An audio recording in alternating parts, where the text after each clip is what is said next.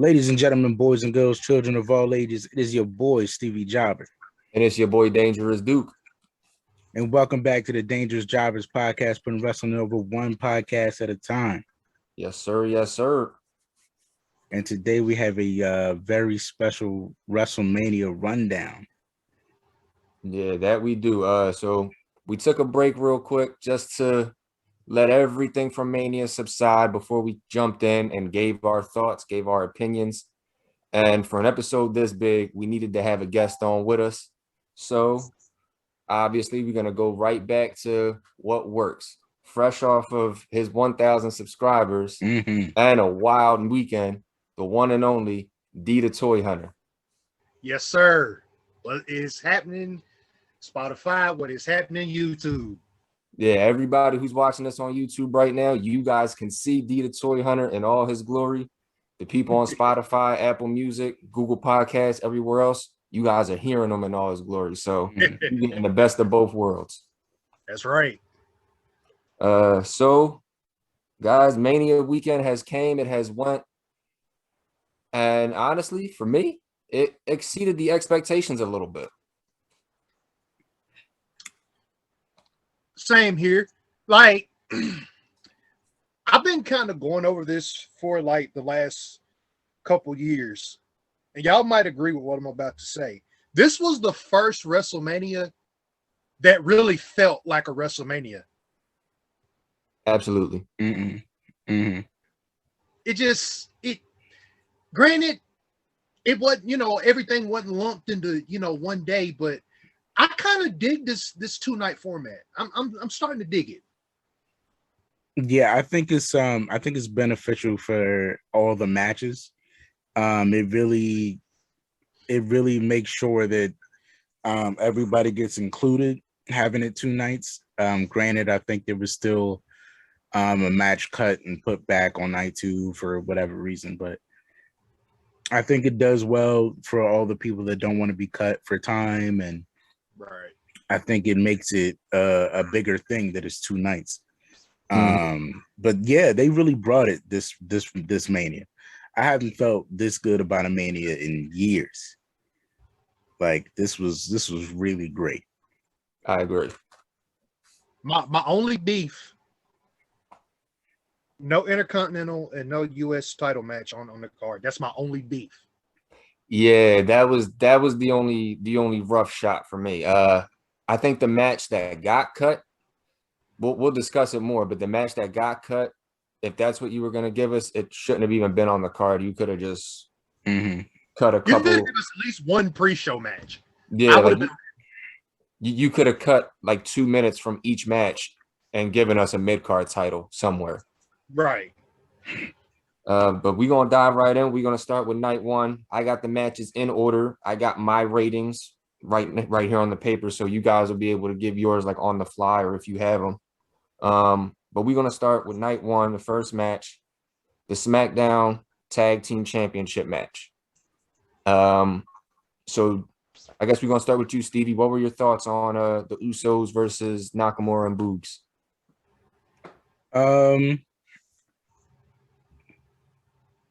I don't have much of an opinion on it.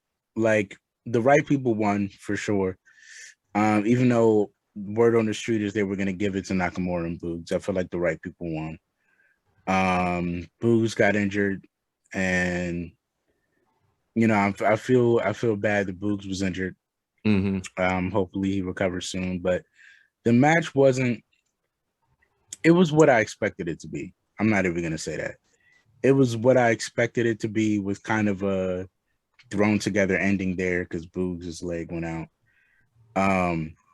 But it was expected. You expected it just because of like the result, pretty much. Yeah, well, the result and the quality of match. I mean, I wasn't expecting a whole lot from Boogs, and I haven't been expecting too much from Nakamura. This seemed like kind of just a match for the Usos. Okay. I mean, and the Usos usually set the tone for pay-per-views because they're the Usos. But all right, what about you, D? I thought the SmackDown tag title match, I thought it was a solid opener.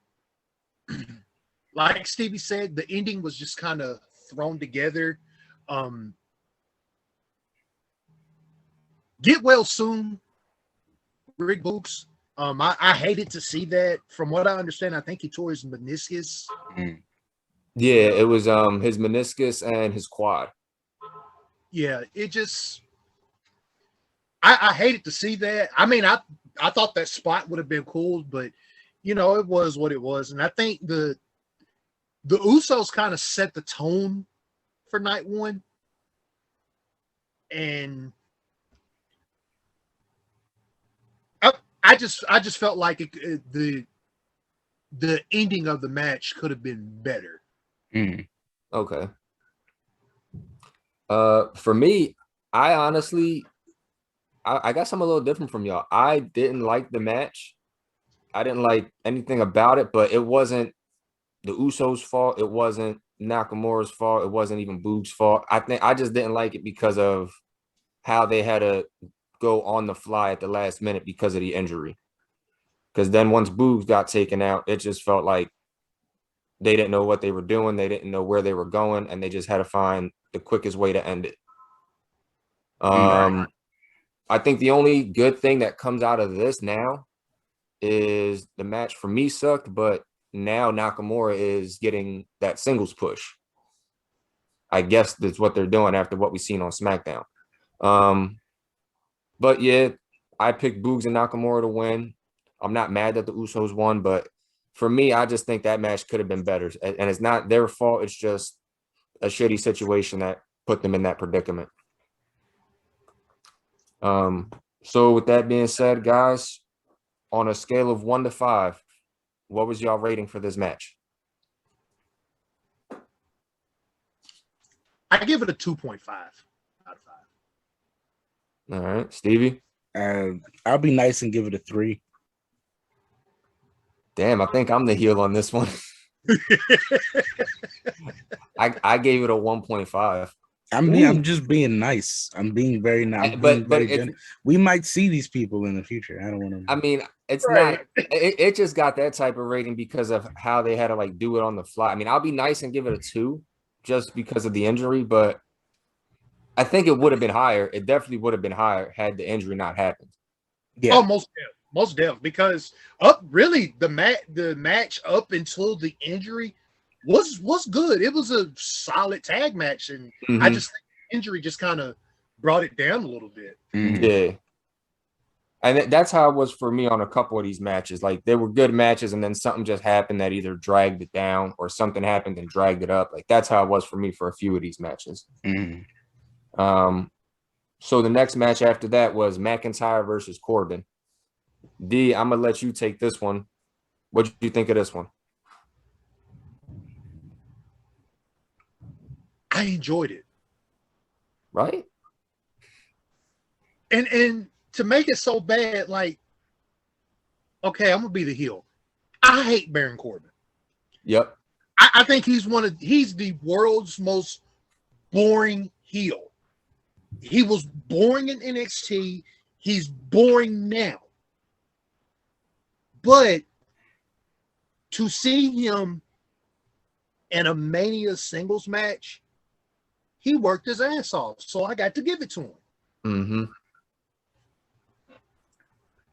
See, this is where I blame a lot of the writing because, like D, I've watched him since NXT, and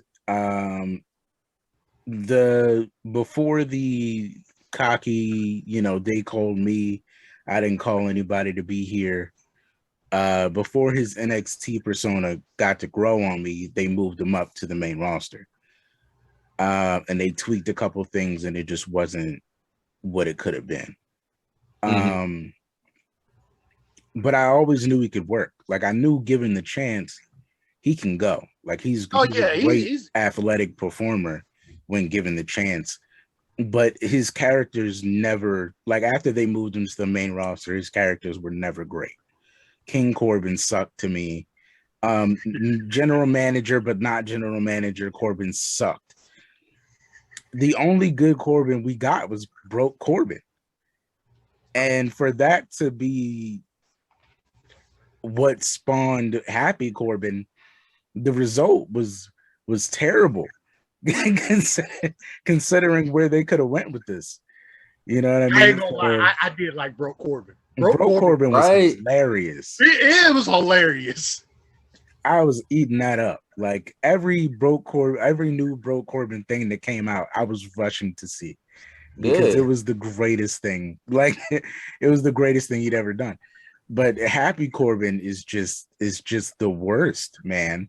So I know he can deliver on a match, but I mean, it's such a ride to get there, you know. I was gonna say real quick, don't you think marketing wise it would have made more sense to keep him as broke Corbin? Do you know how many shirts you can make and how much money you can make? Yo, man, there was. Hey, you know what? Now that I think about it, I'm sitting here, I'm looking at all my figures. I wouldn't have mind seeing a broke Corbin Elite. Exactly. I wouldn't either. I wouldn't mind seeing broke Corbin merch. Could you imagine the broke Corbin shirt, like pay so I can eat this week? Like buy the shirt. They could have went so far with this, man. They could have went at least up until Mania this year with broke Corbin. Yeah. Yes. They could have ran this thing. Y'all could have I don't want to use Cameron Grimes, but y'all could have used somebody wealthy for him to like fight in Mania for like a check. And like and just made it the most meaningful thing for him. Like Hey, I wouldn't have minded. y'all could have really dragged this out and have been very entertaining. But yeah, I mean, the match was good, but it's the road to get there for me. Because not for nothing, I'm over Corbin, I'm over Madcap, and I'm super duper over sword carrying Drew McIntyre. So yeah, Highlander. I'm gonna agree with you. I thought that match was better than I expected, just for not McIntyre, for Corbin's sake. mm-hmm. I dug that at like when he hit the end of days and McIntyre kicked out. I do dig that the first time somebody's ever kicked out of his finish was at a WrestleMania. I'm kind of upset that it was McIntyre, but I'm not upset it was McIntyre because he's one of the bigger guys that they're pushing right now. Right. So I thought that was pretty dope. And they put on a quality match, like y'all said. I really didn't have any complaints about the match, except for the end when he took the sword and cut the ropes. Yeah, like what? Why did I need that? Like I didn't need that. Like bro, we gonna do this in match 2. We still got like 5 matches to get through. You just making it harder for the ring crew. I definitely said that too when he cut the ropes. I felt bad for the ring crew. Right, all that hard work. I actually scratched my head. I'm like, why? But you notice how bad that sword bent when they replayed it, right? That sword bent like it bent like a boomerang. Cause I went back later on that night and watched the replay. Like it's like 2-3 in the morning. I'm like, first of all, what is that sword made of for it to bend like that? I thought this was passed down. Again, watching it back, it's like, was that spot really necessary? It really wasn't. It really wasn't. Yeah. Like they could have had the same result of the match without the sword chop. I didn't need that. It didn't add. It didn't take away. It didn't do anything. Stop trying to make the sword work. That's my thing. Like it's not Excalibur. We don't need the sword.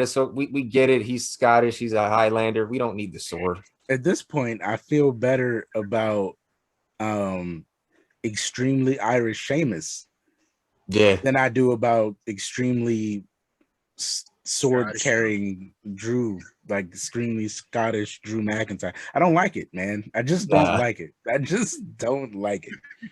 Get this sword out of my face. Like you're not cutting anybody. Hey, they're trying to get the sword over. We're trying to get the sword, man. There's a lot You know of what things it? we're You know trying what to it do. is? They're probably selling the sword.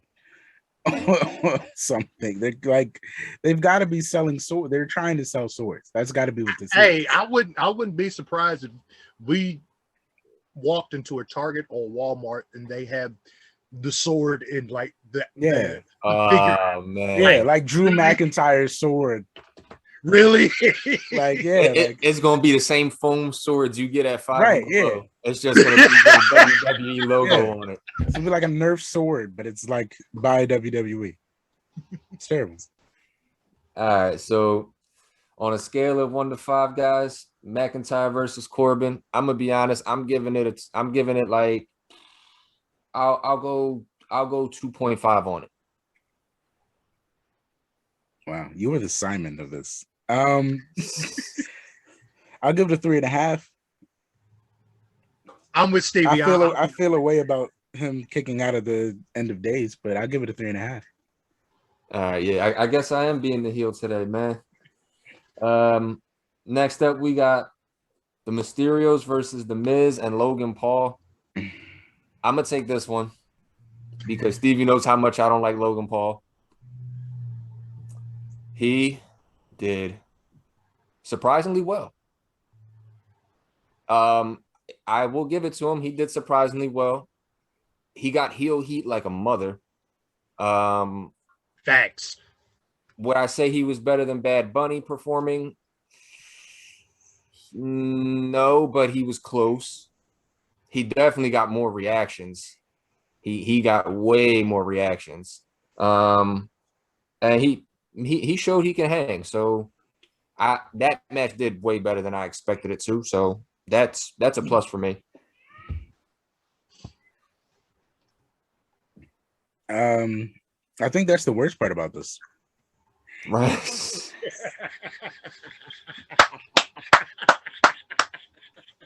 Oh man. I know we're on YouTube, but like that was the worst part about it for me. he was doing pretty well. The worst part about it was when I saw him come out and the match was starting, and I'm like, oh my God, oh no, he looks like he belongs. This is terrifying. It looks like this could be like a thing. I'm not for this. This is something we don't want to see more than one of. If this was just a one-time thing, then okay, great. But damn, no, he looks like he could do this. Like, I don't like that. I don't like that. Bad Bunny looked like okay, like he still looks celebrity, but he could just do the moves really well. Yeah. Logan looks like he like could be like somebody that is regularly on the show, which was the worst part about it for me. The match was what it was. I mean, it was terrible, but I mean, I don't know, man. I just the worst part about it was that he looked like he could stay here. First of all, I got to give a shout out to the Mysterios because I was paying attention to their attire for WrestleMania because the Mysterios always do something crazy. Yes. Shout out to Dee for seeing that. Pay tribute not only to Eddie, but to Art Barr, the originator of the Frog Splash. Just like, yes. I saw that too. I dig that. And then Logan Paul. Wow. To quote my buddy Mike, because we were texting back and forth at WrestleMania, he said Logan Paul looks like he belongs in a ring.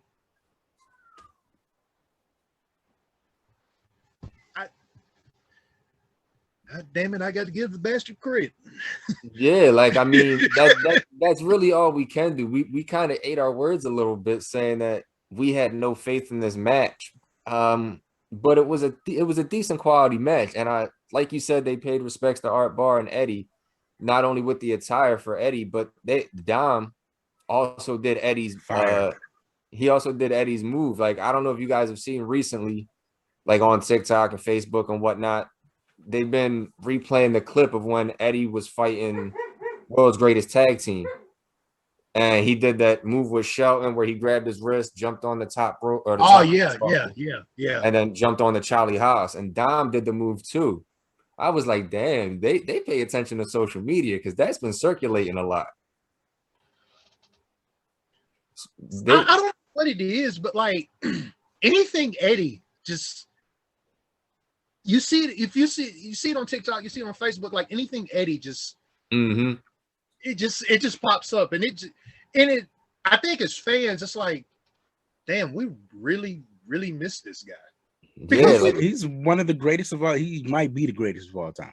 I Like, mean, he might be better than Shawn Michaels, quite possibly. And that's a WrestleMania match that we missed out on. Yeah.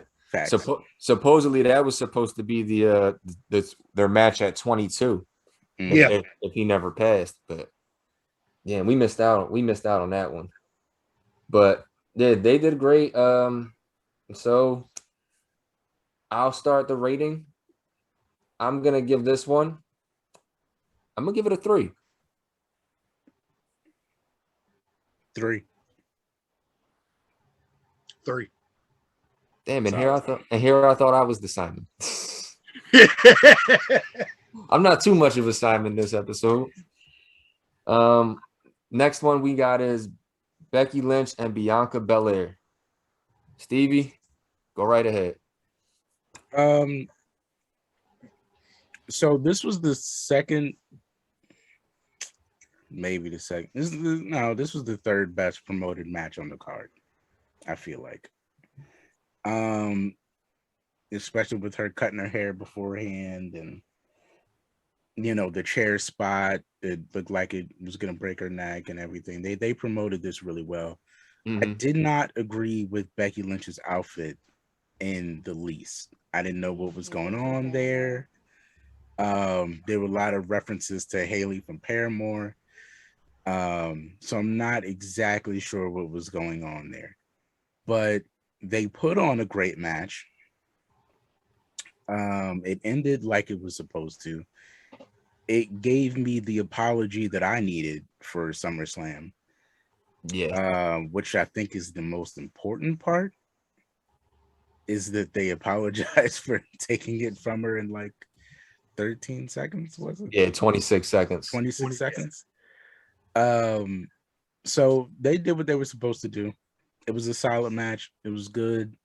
And aside from Becky Lynch's distracting outfit, they went out there and did exactly what they were supposed to do. No complaints. All right, go ahead, D. Personally, I ain't gonna lie, I felt like Becky and Bianca should have been the main event of night one. I'm just gonna get that out there. But I feel you.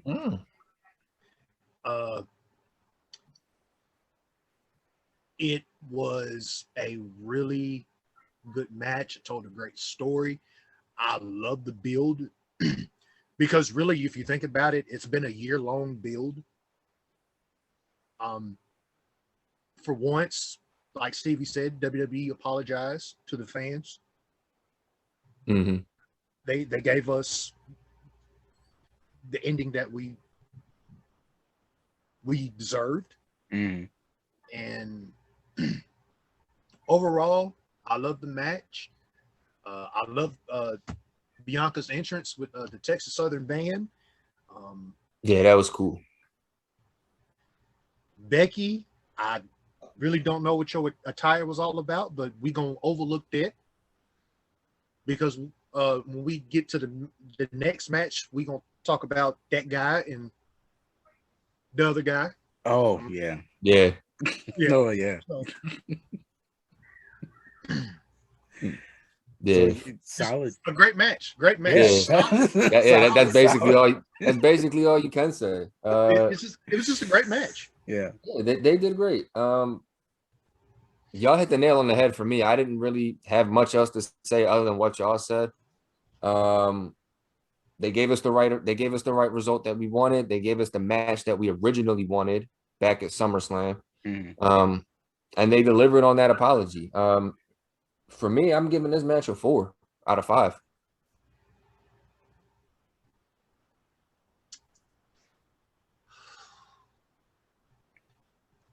damn it, I'm gonna break. I'm giving it a 5. I'm giving it a 5. Ooh, okay. Yeah, I'm giving it a gonna 5. go ahead and give it a 5 too. I'm gonna go ahead Okay. and give it a 5 too. All right. Yeah, is Bianca Belair she's solidified now, right? Yeah, Basically. without She's question. Yeah. she's main event Bianca. Like she's Yeah. it. Yeah, All right. without question. She's one of their top people now. She has to be. All right, just to get that out of the way.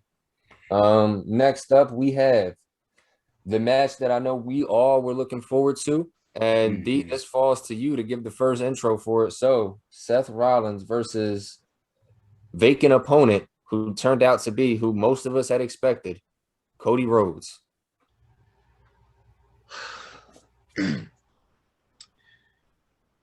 Wow. That's all I can say. Now with that being said, I think we were talking in the group chat because I think I broke the news to everyone. Shane was spotted there, and Goldberg was spotted there. Mm-hmm.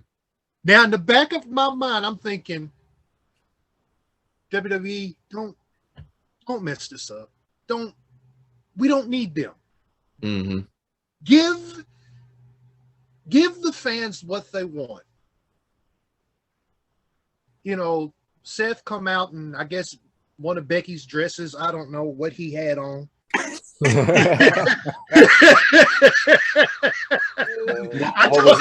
what was left over from the Mania outfit?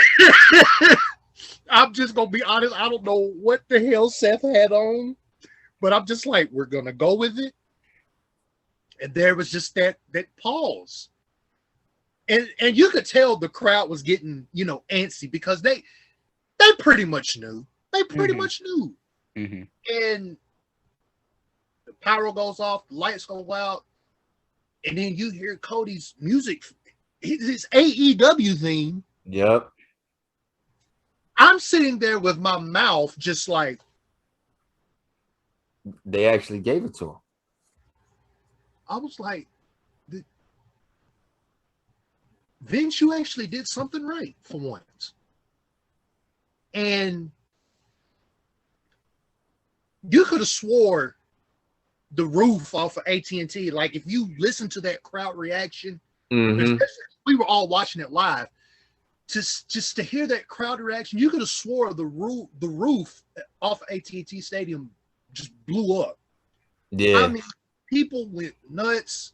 People went crazy. Like my phone's going, my phone was going crazy because we're all in the group chat. And on top of that, I'm texting other people who are watching Mania, and we're just like, my God, they did it. Mm-hmm. And they put on, again, because I'm going to go ahead and rate it, back, another, a 5 out of 5.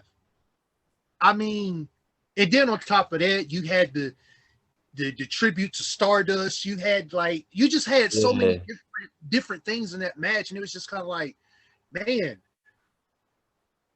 But then you also got to think long term.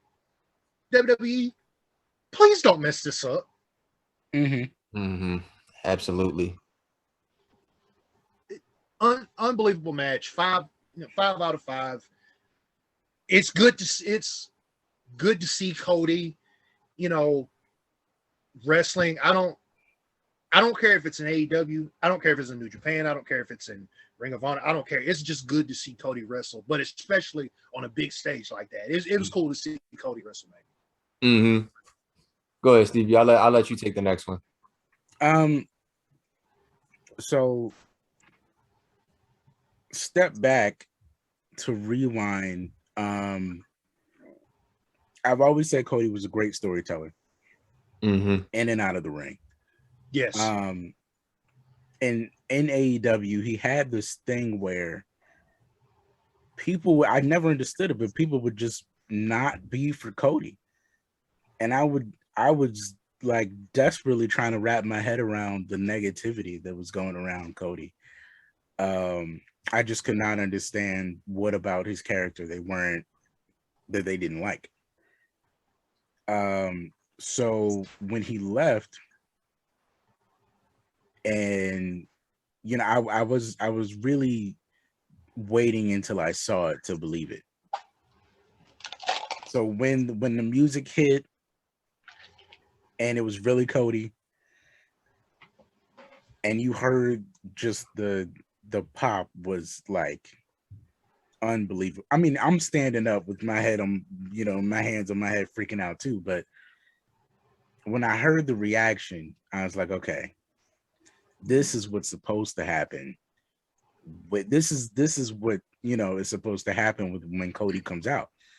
Yeah. I don't know what was going on in AEW. Like maybe they felt like because he was a part of the business, there was a complex, and they were kind of giving him John Cena treatment, even though he didn't put himself in that position. Whatever that was, that is gone. This is just Cody. This is the respect for Cody. This is everything Cody's done. This is genuine love. The pop I got from them, and then in the ring, because it was all the way down. It was all the way down. Ends through numerous spots in the match, but hearing that pop, it was like, okay, he is everything that they want him to be. Mm-hmm. He is it. He is a huge player, and they have to treat him like that. Yeah, he is the true definition of the word superstar. Yes. Yeah. Yes. And then hearing the crowd right before they started, it felt very like big isn't the word. Like it was like Jericho and Shawn. It was like Eddie and it was like Eddie and Ray. It was like Kurt and Shawn. It was this feeling of like you're about to watch two like living legends work right now. Mm-hmm. Yes. They beat the hell out of each other. Yes. Like they brought it to another level. Absolutely. They gave each other everything that they needed. In that moment, it was Seth saying, "I'm still Seth." And it was Cody confirming to everyone that had doubts that I'm that guy. I'm that guy. You Absolutely. might not have believed it in AEW because of the mixed reaction or whatever, but I'm that guy. Mm-hmm. So to me, it was unreal. It was a moment in time. I can honestly agree that what you just said, all those matches you just named, Jericho and Shawn, Eddie and Ray, Kurt and Shawn, like those type of matches at their respective WrestleManias were the best matches of their WrestleManias. Mm-hmm. Mm-hmm. This match, I don't care what anybody says, this was the best match of either night of WrestleMania. Yes. What they did in that ring was ridiculous. And the tribute to Stardust, the tribute to Dusty with the elbow, the moment in the ring after the match, the fact that they gave him his AEW song was, just the cherry on top. Everything they did about this was great. It was the worst kept secret, but the best possible result and outcome. I loved it. I loved every minute of it. With that being said, I'm gonna just throw my rating out there, and I'm giving this a 5. Can I say 7? You can say 7. Yeah, we can do that. Can I be Dave Meltzer? Oh, you give us the Dave Meltzer. Okay.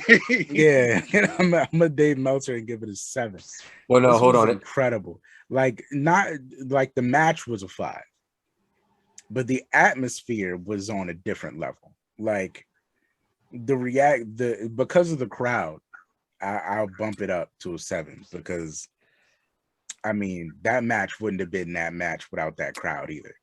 I will say, in my opinion, this was the biggest Mania pop since the Hardys returned. Because when that pop happened, the whole stadium went apeshit. Yeah. Cody returned. I remember losing my mind when the Hardys came out. And the whole arena went apeshit. Like you literally tried the video. He tried to video call me 3 times while Cody's coming out, and I'm like, I'm on a live stream right now. I can't answer. And I went right back to the live stream, but I'm sitting there texting as the match is happening. Nuts. Yeah, this was a great match. Yeah, like I said, I just sat there with my mouth open. I'm just like, I can't believe they did it. And if y'all remember the term Road Warrior Pop, that's exactly what that was. Yeah, absolutely. And Stevie said he's giving us a Dave Meltzer rating. I think Meltzer's rating this about a 3 right now since he's not in AEW anymore. Oh man. Next match we got is Charlotte versus Ronda.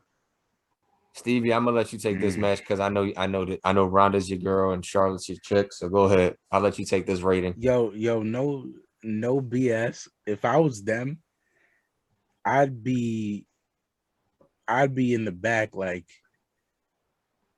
pissed.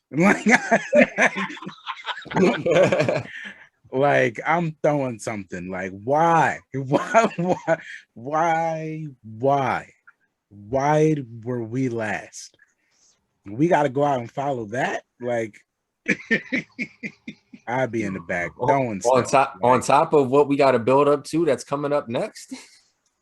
God damn, I'd be pissed, right? And they were the main event, but they weren't really the main event. Bro, they got placed in the gravedigger spot, man. They were like smack dab in between two stellar ass matches, and then you just got boom. They got a rough shake at it, man. They got a rough shake at it. But okay. So let me actually break down. So I said this before. This was the best promoted. This was the best booked match of the night. Like the way they booked this over time.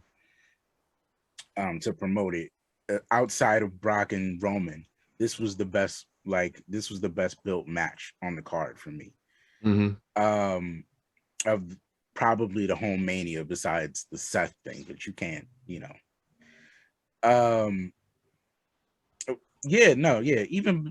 beating the Seth thing, this was the best built match they had outside of Brock and Roman. Yeah. So I felt very strongly about it. I felt Ronda did exactly what she needed to when she came back. To get the crowd on her side and to keep them there.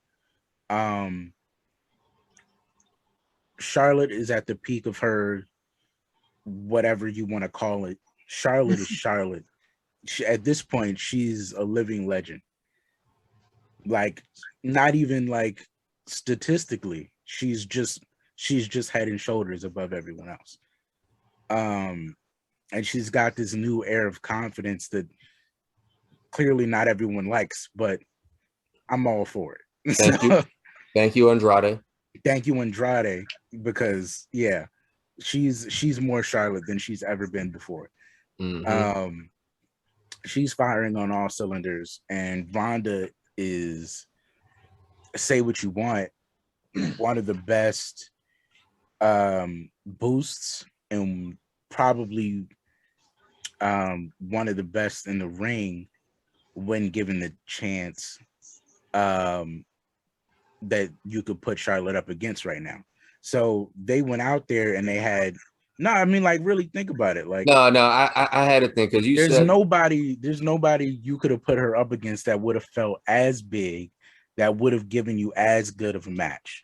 Yeah, I had to think about everything you were saying. When you were saying Ronda is one of the best in the ring, that's when I was like, "Oh Lord, here we go." Yeah, but and then you said one of the best in the ring that Charlotte could go up against, given her stature. I was like, "Okay, that makes more sense." It wouldn't have felt as big with anybody else. No, and I agree, it wouldn't have. If it had been Bayley, it wouldn't have felt as big. If it had been, I don't know, if it had been Rhea, it was Rhea at one point, and it wasn't as big. So yeah, I'll agree. You could have put it up against Becky. It wouldn't have felt the same. Yeah, no, we've just seen that like 5 million times. That's Ronda like was the perfect person. Mm-hmm. That being said, I felt like the match delivered, but I'm not sure how I feel about the ending. Because I felt like Ronda should have won, and I understand the asterisks they put in there so that Charlotte could retain. I'm just not sure about what happens now. This was a little It was about what I expected given Ronda. Yes, but also this too, though. Following what they had to follow, Yeah, it it brought the kinda match did. down. You know It what did. I mean? It definitely did because you expect everything to just go up, up, and up from that point Right. on, and it's kind of hard to go up from Right. Cody and Seth. I feel like Right. Ronda delivered and did what she had to do, and what she was expected to do, but it was just their place on the card that kind of took away. And you know what? I actually had that match rated a little lower, but given that aspect of it, I'll probably jump it up a little bit. Yeah, But like I feel like the rating would have been higher had it been like the second match on the Ronda. card. Had it been Charlotte Ronda, then Seth and Cody, then the ending. If it had been anywhere else on the card aside from where it was, then it might have gotten a higher rating. But I think honestly, what they could have done is flip flop the women's matches. They could have put Charlotte and Ronda first, and then put Becky Bianca in this spot, and it wouldn't have made much of a difference for the Becky Bianca match because that match was good already as it was. Yeah, and that was early enough for them to like raise the bar. Yeah, and they would have definitely raised the bar from they probably would have been level with Miz and Mysterio, with Miz and the Mysterios, maybe a little bit better. Who knows? It would have been better than Miz and Mysterio. It would have been better than that. I think you might be right. I think had they switched the matches, even then though, I feel like that would have screwed Becky and Bianca. Well, I just think they put on the better match either way, so it wouldn't have hurt them too bad. To each his own. But what I'm saying is, I felt like it was exceptional, and it was just a subjective place. Yeah. Yeah, I think that's it. I didn't have any issues aside from being curious about what to do now that Ronda lost. Yeah. Yeah, that's about it. All right, D, you got anything you want to add on this one?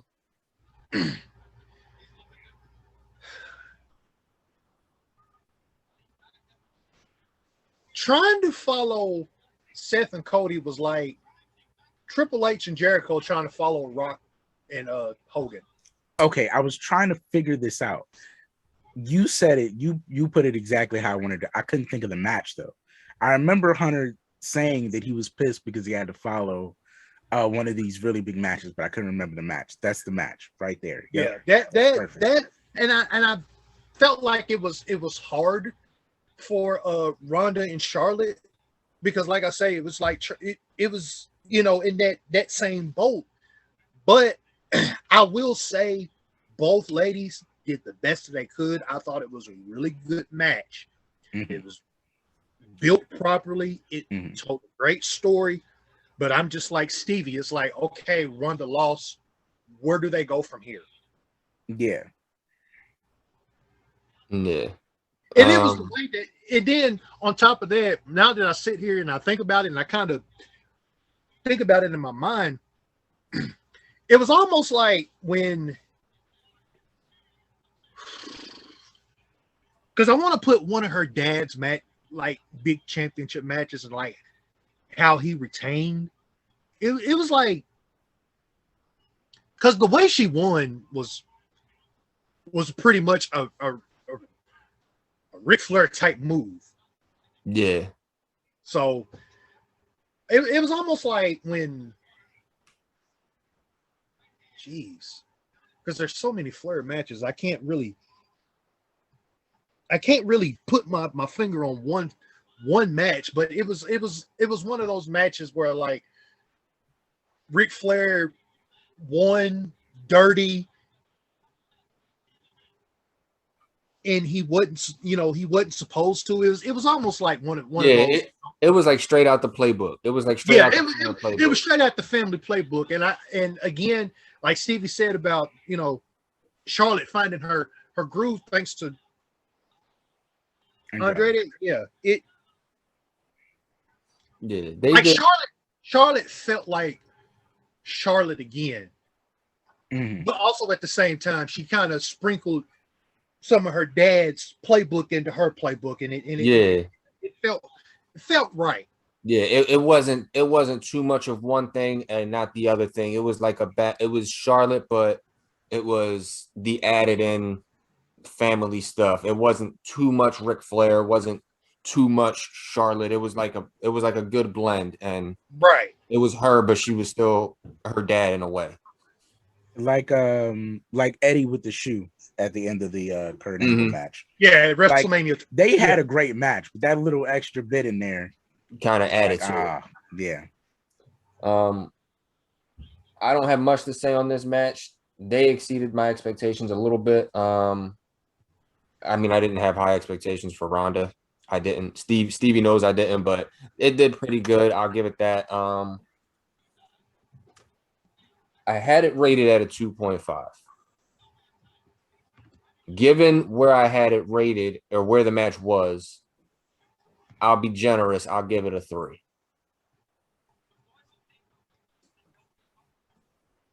Three's about right. I give it a 3.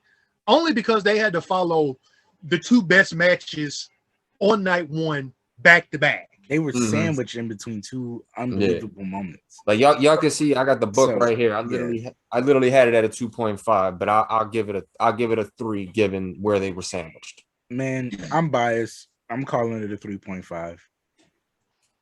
I'm biased. I wouldn't expect nothing less from you. It's okay. So for the main event of night 1, we got Kevin Owens, the real main event, Kevin Owens versus Austin. They did this about as perfect as they could do it. And that's not saying that this was bad, because for me, this was actually really good. 19 years away from doing anything in ring aside from a stunner.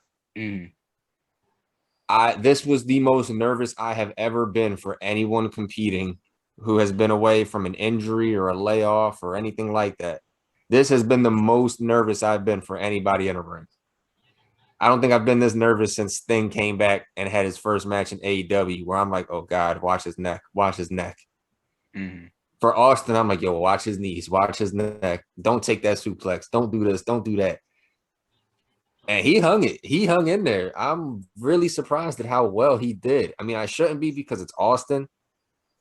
I'm just surprised that 19 years away. I mean, you could tell the rust was there within like the first 5 minutes. But then he just shook that rust off and he looked like Austin.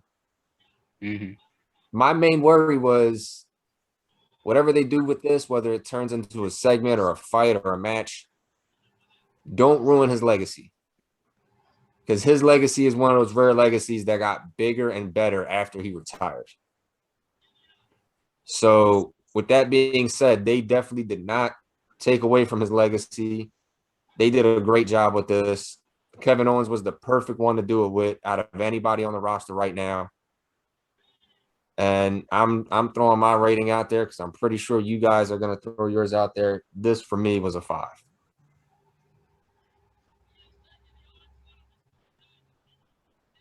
I went back and watched his last Mania match against The Rock. And some of the, the Manias before that. And I'm just like, man, Stone Cold could get down. And then it was like, after that, there's like this 19-year gap. But like as fans, because I grew up during the Attitude Era, it's like, what if Austin had one more left in him? That's what I think that's what we as fans just kept asking ourselves. What if Austin got one more left in him? And to see him come out there and again get that Road Warrior pop, of course he was going to get it because he's in Texas. But let's just be real. It don't matter where a WrestleMania is, Austin's always going to get that Road Warrior pop because everybody loves Austin. But just seeing him in a ring at a WrestleMania, it almost made you feel like a kid again. Absolutely. It almost made you feel like a kid again. And he had the perfect opponent in Kevin Owens because Kevin to me, I think is one of the safest workers in pro wrestling. To see Austin take a suplex on concrete, I cringed a little bit, but like he just kind of shook it off. It's like, okay, he's good. He's good. Because I was just like, Stevie, I was just like both of y'all, like watch his knees, watch his neck. Kevin, keep him safe, please. Mm-hmm. Please. But now I will say one of the funniest moments in that match, but I thought it was great, was seeing Austin take Kevin Owens on the ride on the four-wheeler. I thought that was great. I'm just like, that's a perfect Austin moment right there. And to see him deliver that stunner for, the final time, it was just kind of like, I'm a 13-year-old kid all over again. I forget. You just mentioned the four-wheeler ride. I forget who I sent it to, but I know I sent it to one of you. It was either you or it was Stevie, where it was them two on the four-wheeler and they were playing that Celine Dion song. Yeah, from Titanic. Yeah, I sent it to you. Okay. Oh man, I was like, I don't know what it is with Kevin Owens and this song, but this is like the video I've seen with Kevin Owens where it's like, I believe the heart does go on. And I sent it to Stevie a while back. They did it with him and Goldberg and Jericho at one of them pay-per-views. And then they did it again with this. I'm like, yo, I don't know. This song, every time I hear it now, it's just gonna be linked to Kevin Owens and all these like messed up moments. Well, Celine Dion's Canadian, he's Canadian, so it makes sense. I didn't think I was gonna give a Celine Dion plug on the podcast ever, but sure enough, when Kevin Owens is involved, I guess you got to throw her in now too. Yeah, but this match, man, Stevie, what were your thoughts on this? It was kind of unreal, man. I was popping from the very beginning. Mm-hmm. I was terrible. Like I was 13. Like I was a little kid. Like Austin comes out there. I'm not Austin. Kevin comes out there with knee pads on, and I'm tripping. I'm watching this from Mrs. Jobber. I'm tripping. I'm like, he's got his knee pads on. And she's like, relax. We don't know anything yet. And I'm like, no. He came to play. Mm-hmm. And then Austin comes out, and Austin's got wrist tape on and his knee braces, and I'm like, no, Austin came to fight. Like this isn't just a thing. Like Austin came to fight. And then of course once it really happened, and they're brawling inside and outside, and I was a little. He had me for a minute there with the turnbuckle spot, because we know when Austin's stomping a mud hole, and that slow start kind of got me like, oh, is he not as good as he used to be? And then he started stomping that mud hole right, and I was like, all right, man, we here now. It did look like it was a little hard for him to get his leg up the first couple times. But he did his thing, man. And from there, it was just, I couldn't ask for anything else. I was a little cringy at the suplex spot, but he did what he's supposed to do. He got right back up. I was like, all right, nobody's worried anymore. He's good. He's good. He can do this. So yeah, I'm good. I'm glad there was no like pop-up power bomb. Oh yeah. I think I would have been concerned about that. But they did everything they were supposed to do, man. They traded stunners. It was great. Yeah, you couldn't ask for anything more, man. I was gonna say last can of whoop ass in him, and I was gonna say you could have even teased the pop-up power bomb, and when he goes to lift him up, Austin just hits him with like an elbow or something, or like pokes him in the eye or something. But yeah, this was a 5 for me. Panel, what was y'all rating? Yeah, 5. 5. All right, 5s across the board. They blew it out the water, man. That was awesome. It was crazy. It was a very nostalgic moment. So that was everything for night 1. Now we're gonna jump to night 2. Oh, I know everybody who was on the night 2 card was pissed too. You couldn't have been watching that in the back and been like, we supposed to do what? Man. So yeah, they were probably sitting there. It's like, okay, not only do we have to follow Seth and Cody, Bianca and Becky. Now this, I give up. Yeah. Thanks. I'm Roman mad as hell right now. Man. Y'all, why did y'all call this the greatest match of all time? Did you see this? Did you see this thing? Did y'all? Oh yeah, we couldn't have talked to the marketing team before this happened. If I knew this was gonna be it, we'd have named this thing something else. Can we just call this the greatest match of night 2? Like, can we just they right? Like this is and honestly, they couldn't have even did that because I got to put me in a very compromising position here. Because I got something that was bigger than that match, but we only got 10 minutes as it is to pull this thing off. You know, Brock matches ain't long. We're supposed to no, not at all. I'll do Cody and Seth with 10 minutes. This is whack. Shit. So we're gonna kick this off night 2. And I did this for a specific reason. The first match on the card, you got RK Bro versus the Street Profits versus Alpha Academy for the Raw Tag Team titles. D, you're kicking this one off. It's pretty much what I expected. Alpha Academy paying tribute to the Steiners. I thought that was cool. The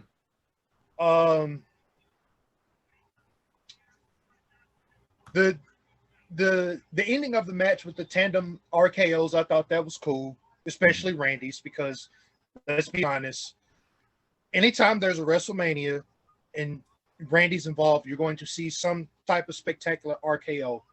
It has never failed. That's just how it is. Solid triple threat. I thought that, me personally, I thought the Street Profits should have went over, but I get it. And we were also talking about a heel turn in the group, so we didn't see that.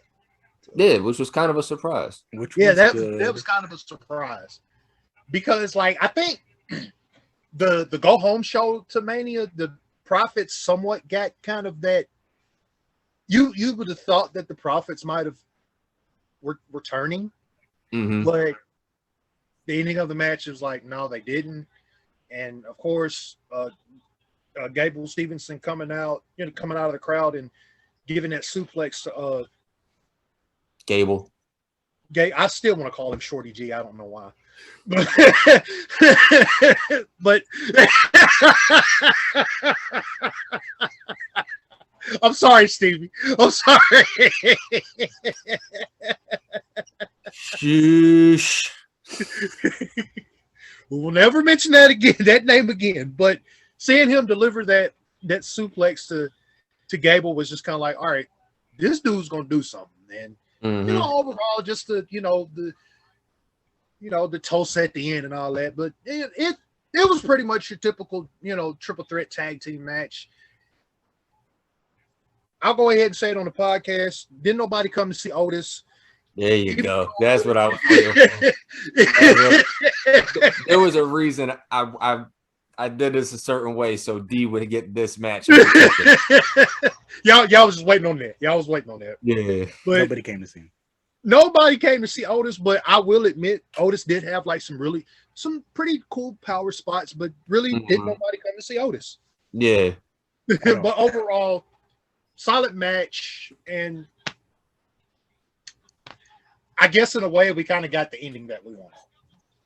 Yeah, like it wasn't bad. I will say the one thing that I did like, it wasn't even a big thing, but when they were doing their what the hell was it? The top rope spots, when they were like jumping over stuff, they were catching them really well. Like they were landing very safe and sound. Yeah. Like when Montez did the jump, Randy caught the hell out of him. Like if you watch that back, Randy caught him and literally just like laid him down the whole way. And then Otis did the same thing for, I forget who it was. Otis did the same thing for somebody. I want to say it was Riddle, but I'm not sure. I don't remember. But every like high spot, everybody was landing safe and sound. That was a very safe match.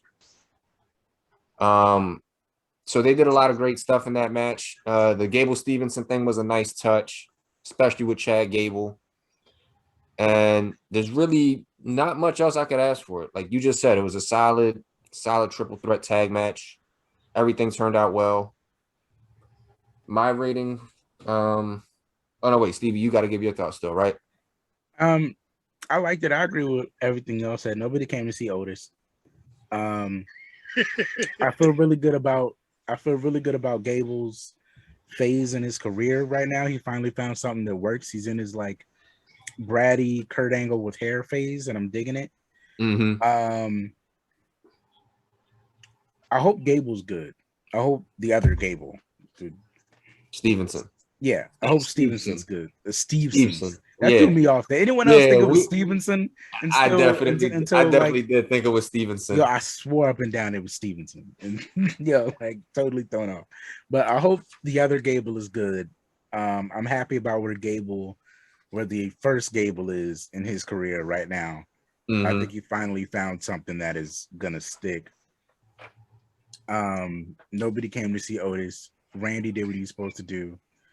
The Street Profits did what they were supposed to do. Yeah, it was a solid opener. All right, so on a 1 to 5 scale, I'm giving it a 3.5. Yeah, 3.5. Yeah, 3.5. Yeah. All right. So with that being said, there's 2 matches on this card on night 2 that really I don't think they need much talking about because they were nothing to me. You got Bobby Lashley versus Almost, and I'm calling them all. Just say Almost. Yes, and I'm paying homage to where I got this from. Jim Cornette worded this perfectly. Just call this man Almost. Jim Cornette worded it perfectly. We calling him Almost because he's almost good in the ring. He's almost ready to be a superstar, but he's almost not quite there yet. Oh shoot! So, oh no! And he said what I was thinking.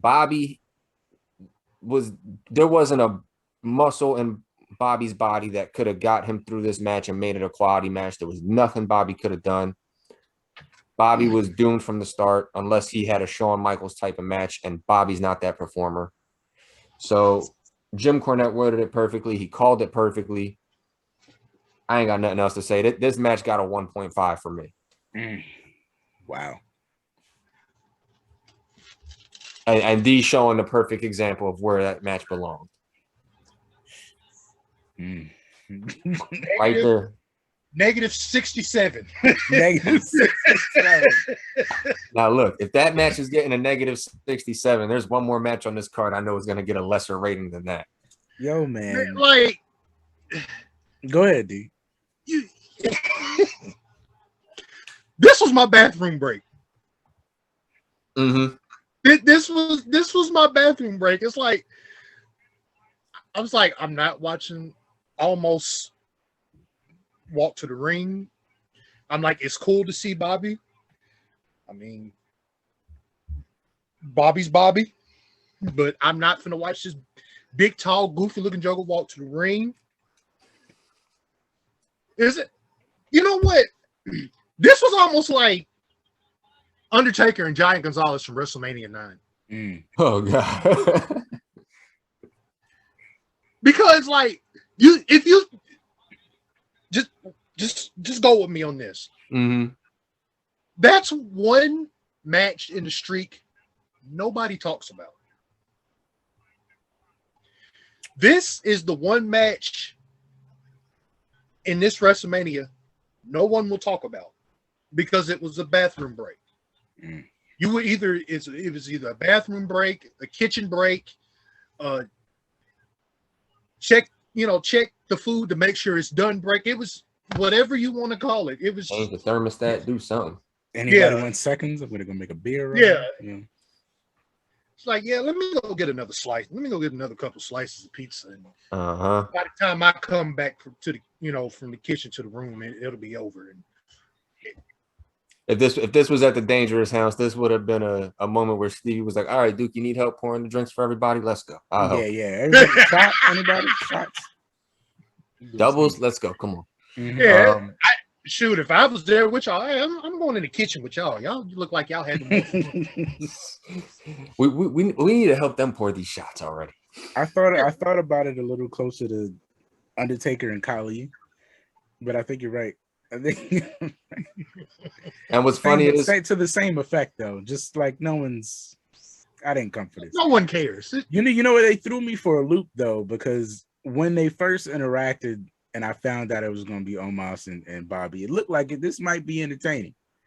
Oh no, not for me. Maybe it might be a little something here, but nah. It turns out, and I'm just realizing it now, I think they knew Omos is not going to work.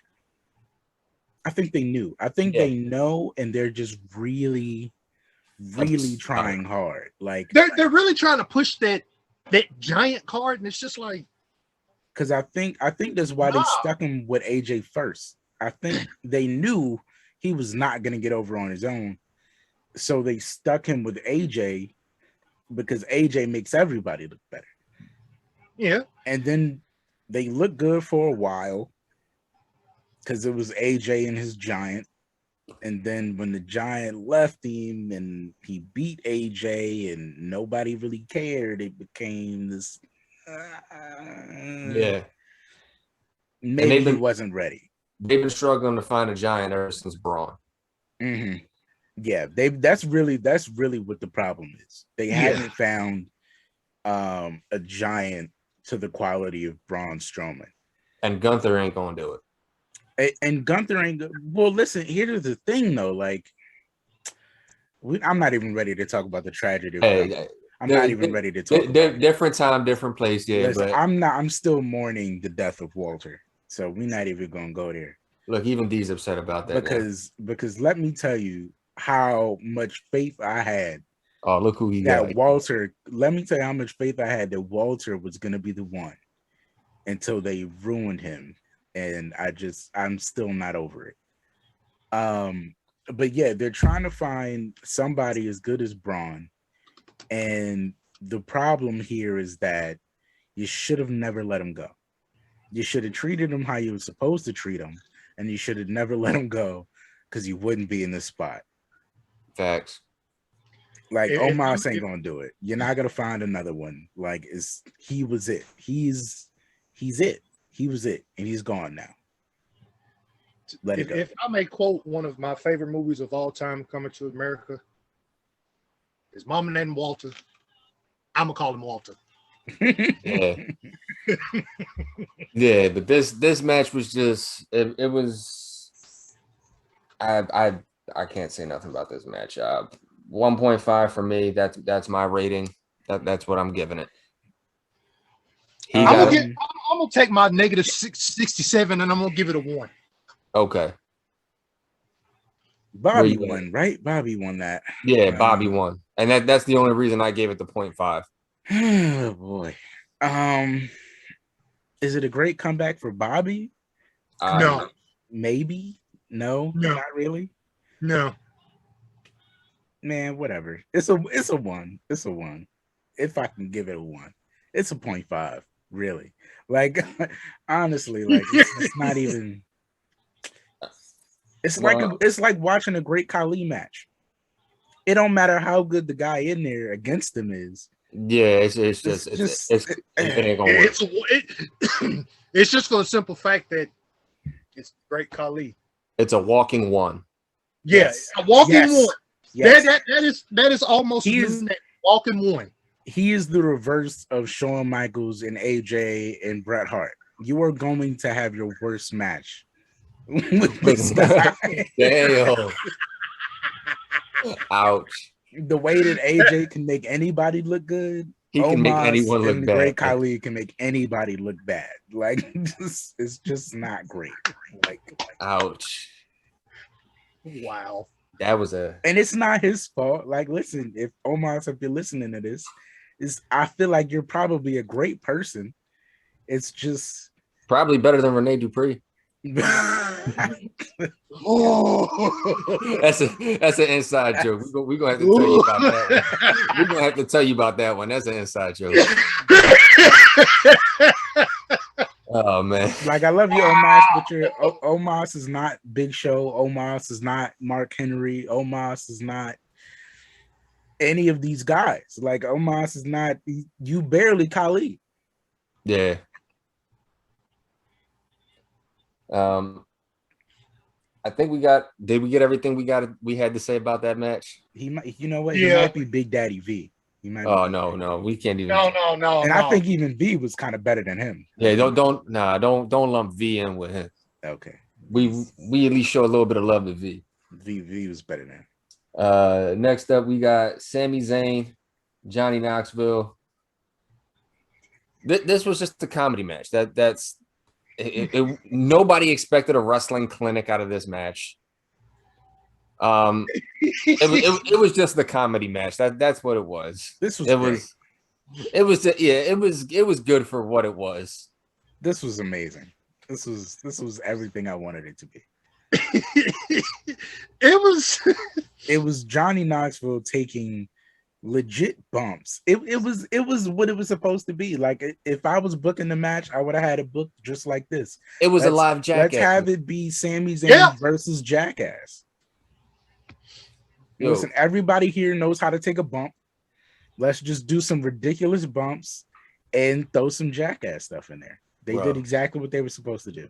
The best part of the best performer of this match was somebody who wasn't even in the match. It wasn't Knoxville. It wasn't Sami Zayn. For me, it was fucking Wee Man. Wee Man stole the show. Wee Man stole the show. Who knew Wee Man could body slam?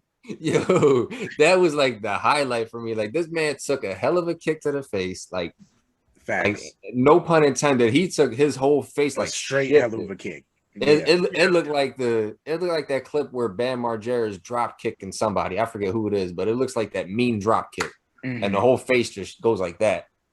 And then this man just gets up. He starts throwing these body shots at him or these leg shots. I'm like, look at little Wee Man go. Go ahead. And then that body slam. Whew. Hey, I ain't gonna lie. The body slam spot had me legit crying. Rolling. Facts. Like, where was he when Hornswoggle and El Torito were here? Facts. It had me legit crying because I'm just like, I didn't realize Wee Man was this damn strong. Right. Who knew? Wee Man been in the gym.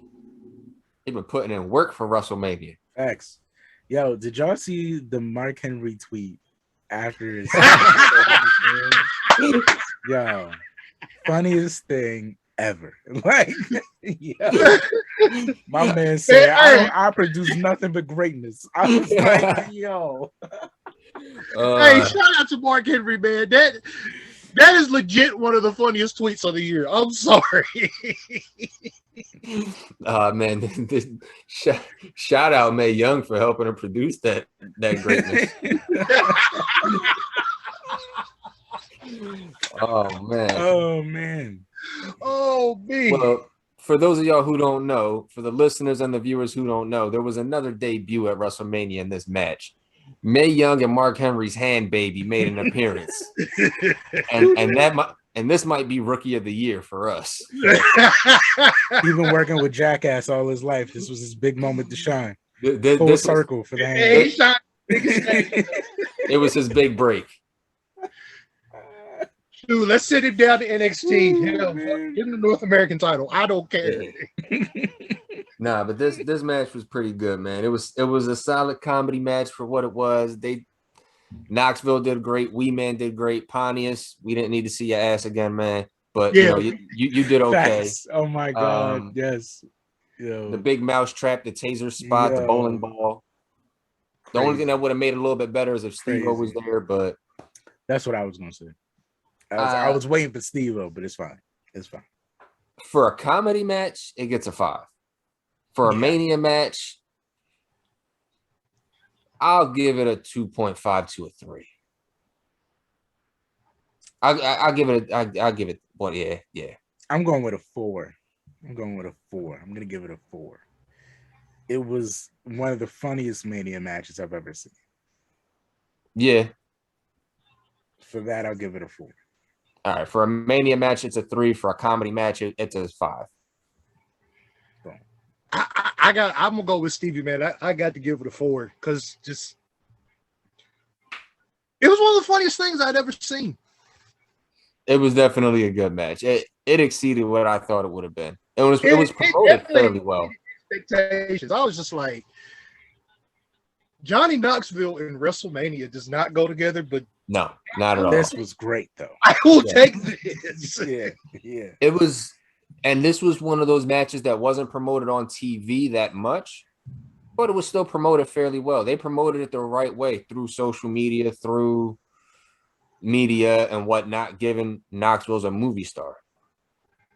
So they promoted it the right way. You didn't need to have Knoxville on Raw every week. You didn't need to have Knoxville on SmackDown, whatever show you might want, but they promoted it the right way. They did good with it. So I have no gripes about the match. Next up, we got the Fatal 4-Way Tag match. D, what were your thoughts on this one? I think I was sitting on the porch while watching this. Like I had I had no interest in this match other than seeing Liv Morgan and Rhea Ripley in leather and checking on Duke to make sure he was okay. I appreciate that, good sir. Somebody had to check up on me to make sure I was okay. But I couldn't neither confirm nor deny I was okay, and I will still neither confirm nor deny that I was okay. Now I will say Carmella paying tribute to Madonna with her like a virgin attire. I thought that was cool. That's what that was? Yeah, that was Madonna. I didn't know what that was. Okay. That was Madonna. Sasha Banks coming out in I think it was a Ferrari. I mean, that's what you expect from Sasha Banks. Oh, God, I think that was the green one? Yeah. Yeah, that was a Lambo. Yeah. It was just the entrances were cool, but the match itself, this was my nap in between matches. Like it just, I can agree. It was what it was. It was. I'll say this. While I got my prediction wrong, I did also say on the last podcast, as long as it doesn't end with Zelina and Carmella retaining the titles, it could be anybody else winning it. I will be glad at that result. I won't be over the moon, but I'll be okay with it. And with that being said, I'm okay with the result. I'm glad they took the belt off of them because they were probably the most stale women's tag team. Most boring women's tag champs. Yeah, because I'm trying to think. What did we have? We had Bayley and Sasha twice. We had Nikki and Rhea. We had the Iconics, Nia, Shayna. Yeah, we can say that they were the most boring tag team champions I've seen. For women, they were the most boring women's tag team champions. Yeah.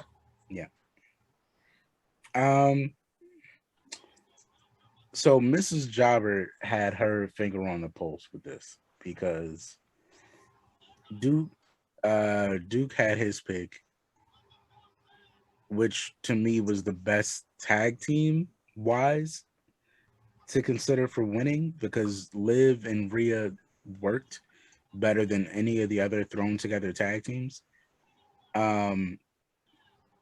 My pick was Natty and Shayna because they were Ronda's girls and because their nicknames worked, the Queen of Hearts and the Queen of Spades. So marketing wise, they worked. The titles had to come off of Zelina and Carmella because one, Carmella's getting married, and two, I'm just sick of this thing that they're doing. They made Zelina queen of the ring, and it's counted for absolutely nothing. Not a damn thing. It's Exactly. only counted for them winning these tag titles because they didn't know what to do with either of you. Pretty much. So they gotta go. You got two tag teams that work marketing wise, and then Mrs. Jobber hit it right on the head. She brought up a thought that I hadn't considered at all. As they're making their entrances, she sees the entire, like, she sees all of the women in the match, and she goes, "Oh, this is just an excuse for them to give Sasha another belt." I hadn't once thought of that until she said it, and then I was like, "Would you look at that?" I guess this is just Shout another out to excuse Mrs. Jobber to give Sasha a belt. for making that assumption. Like, now that I sit and think about it, I was like, she's right. That's She's genius. Were they the most marketable tag team? Not at all. No. Did they have a cool name? No. Did they match? Not at all. But it's a reason to give Sasha a belt.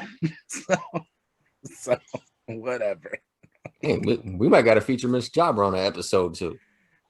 Hadn't once thought about that booking wise, but yeah, that makes sense. that Makes perfect sense. Shout out to sense. Mrs. Jobber.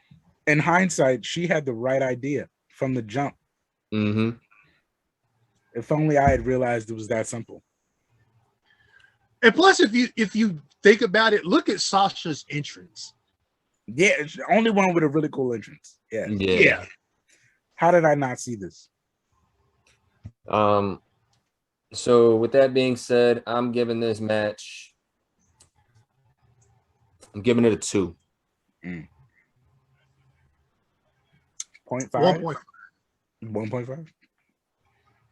I'll be generous. I'll do the 2.5. I'll do 2.5. I feel like if I go back, I can find something I like about it. I mean, I found something. I found two things I liked about it.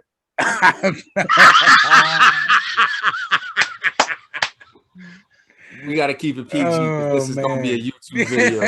We got to keep it kind of PG. I don't want to go. I don't want to go 3 weeks in a row of not getting ad revenue or not getting monetized, man. Oh man.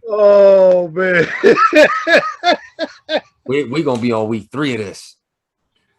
No, but next up we got, in my opinion, the best match of night 2. Edge versus AJ Styles. Stevie, your thoughts? Man, these are two dudes that went out and did what they were supposed to do. These are two living legends that went out and did exactly what they were supposed to do. You got Edge with the revitalized character. And you got AJ, who's AJ Styles, and that's the end of it. That's really all you need to say. It's AJ Styles, and he does nothing but deliver. I mean, the guy is phenomenal. Yes. In every sense of the word.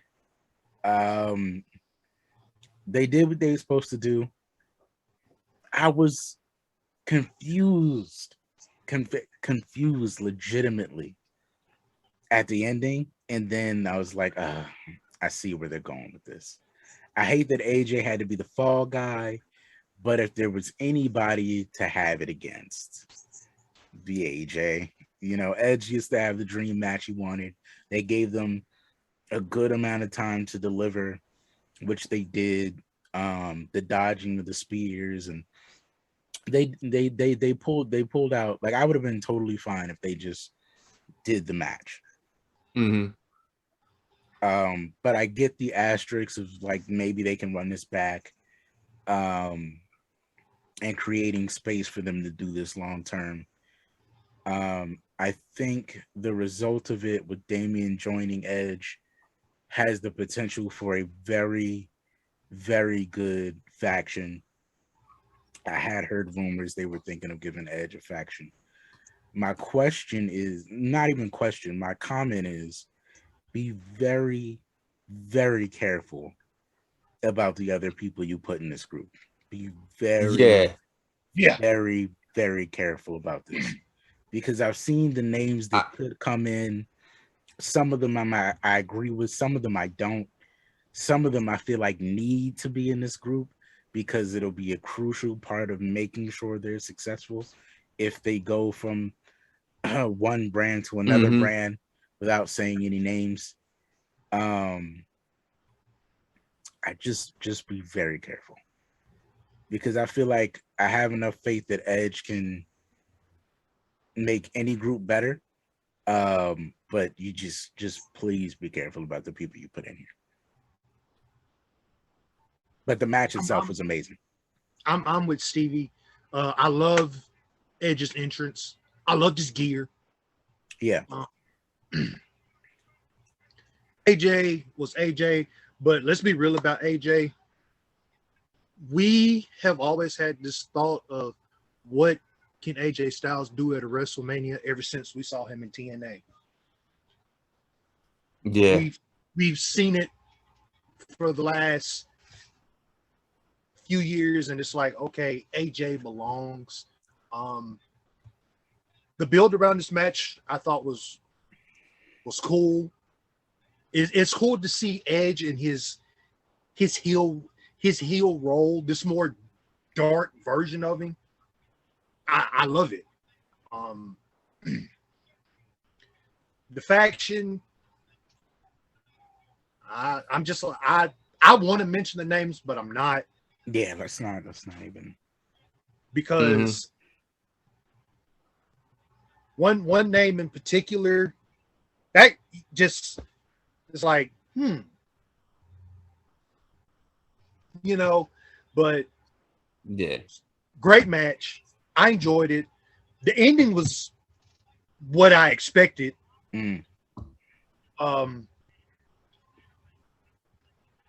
Do we do this long term where AJ maybe gets his win back at, let's say, either the next pay-per-view or SummerSlam? Who knows? But overall, just great match. I enjoyed it. This was probably the best match of night 2. Yeah, I'll agree. I'm not gonna get into, like we said, we're not gonna get into the names of Edge's potential new group. So I'll just use Damian Priest since that's the one guy that we know. That was, for me, that was a perfect pick. Perfect ad. Yeah. Because it's beneficial. Edge gets a solid worker, one of the better workers on Raw right now. He gets muscle, he gets stability, and it works for Priest because he's already a dark character. He's already kind of making that transition, and it can build him if they want to push him towards the main event scene. Yeah. Working with Edge is a perfect guy for him to learn from. Yes. Stylistic wise, they might not do the same exact moves, but they're built the same. They got the same type of, long hair, the tattoos. They can make it work. The other people they put in, we'll see. Hopefully they can finesse it and make it work with everybody else. But with Priest, it was a great addition. They made a great match. I wasn't expecting the ending to happen that way, but it was still a good match. I have no gripes. I'm giving this. I was tossed in between a 4 and a 5. So with that being said, I'm just gonna go 4.5 on it. I'm gonna say solid 4, but tell me this: do you guys think at some point they can thread the needle a little bit here and just say that Taker gave all his powers to Edge? Because watching him come up on that throne of fire in the purple, and I was just like, he did come from the new brood or the original brood, and I was like, they could just say that like all that like all that brood was still in him, and now he's creating his own it was on the other side. He's just tapped into the Undertaker that was in him, and Taker just passed on all his knowledge, all his evil powers down to When Edge. Taker retired, he The gave him the key continuous to legacy. unlock it. Yes, there you go. There we go. Can we, Hey, can we well, kayfabe this? Like Taker passed down the torch to him to make his own deadly alliance? Possible. yeah. You already got the Archer infamy. I mean, he shoots the arrow and fire comes. I mean, right? It's just it feels like a new, oh, that would be hot. Now that I'm thinking about it, like no, really consider like you he's have Priest from the original Brood. like you have Priest do his entrance first, and then you know how he does the arrow and like he does the arrow shoot at the Megatron and his logo comes up. You do the same thing. Shoot the arrow at the Megatron, but as you shoot the arrow, the flames come up, and then Edge just rises up in the throne. Oh, that would be fire. That would be badass. That would be fire. I'd be with that. But yeah, solid 4 for me. Yeah, I give it a 4. My only beef with this match, with it not being a 5, I like the fact that Edge worked this slow pace with AJ and just slowed him down. Mm-hmm. Yeah, it's like it gave us the time to enjoy what we were watching and realize we got 2 legends right here. Mm-hmm. Matter of fact, I'm gonna change mine. I'm gonna actually give it a 5, just because that slow pace that Edge work. It wasn't it. He slowed AJ down, but like also at the same time, just like you said, Duke, it just gave us like we were watching 2 living legends. It gave us the time to appreciate it. Yeah, and it's like I have to appreciate this because who knows when we'll see this again. Of course, we've seen it in night 1 with Seth and Cody, but still, it's just kind of like, all right, I can appreciate this. I think I might have said that too. Like just looking at the match before it started, being like, these are 2 people back in the day that in 2022 you would have never thought one would still be wrestling at a WrestleMania fighting each other. AJ from, King of Impact Wrestling or TNA Impact Wrestling, and Edge, who retired so long ago. Yeah. At a WrestleMania in 2022. Like, nuts. Yeah. So we all got our ratings out there. We were all relatively same ballpark, 4, 4.5, and a 5. I'm not discussing the next match. The next match was the squash match. I'm pretty sure we're all giving that 0s across the board. The only redeeming quality of that match was the New Day paying tribute to Big E, but after that, turn it off. Yeah. All right, you get a 0.5 out of that for the tribute to Big E. Trash bin, basura. Yeah, that's where it goes. So next we got Pat McAfee. I guess we got 2 matches in one. Pat McAfee versus Austin Theory and Vince McMahon. McAfee versus Austin Theory. I can't say much about that match. Pat did what he did. Pat was great. Austin Theory was good. I give that match, I'm giving it about a 3. The Vince McMahon match, Vince, you look great for your age, but that got about a 1 for me. We didn't need to see that. We didn't want to see that. That was a 1. So that averaged it out at about a 2 out of 5 for me. But then the stuff with Austin happened. So it was one of the best stunners I've ever seen.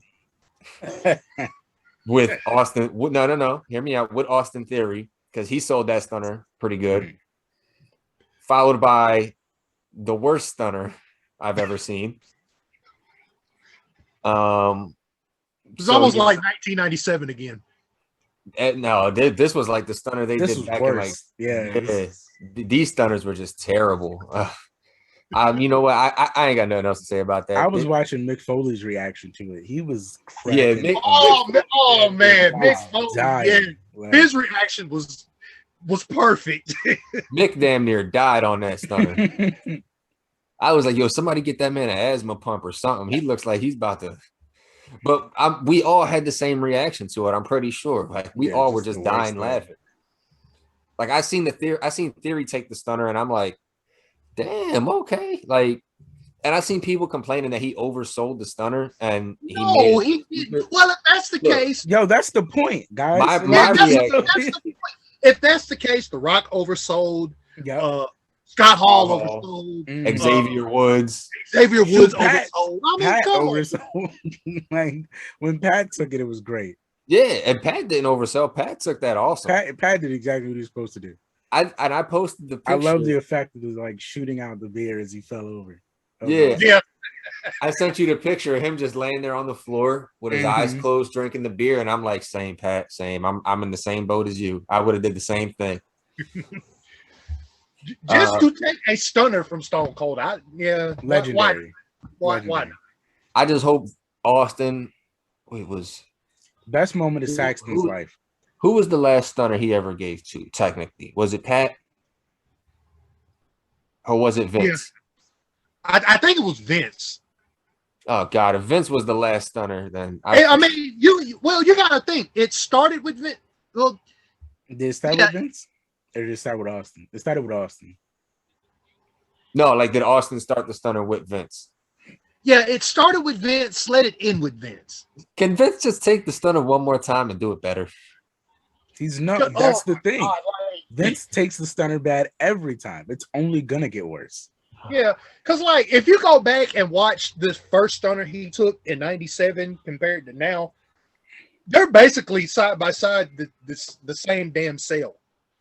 It's just, to me, I thought the '97 stunner was so better because of the twitch, and he's sitting there with his eyes wide open. But like that stunner was just kind of like he almost fell out the damn ring. Yo, I think like, Vince, come on, man. He almost fell out the ring because of the kick. Like I think maybe that's the joke. Maybe the joke is that Vince's joke is that every time I take the stunner, I'm gonna do it worse and worse and worse. Just to like mess with you, like just because I love you, I'm gonna ruin your move every single time I do it. If that's the case, mission out of love. I ain't gonna lie, Pat McAfee. I knew he was athletic, but I didn't know he was that athletic. This match wasn't even as good as the Adam Cole match. No, Adam Cole was through the roof. Mm-hmm.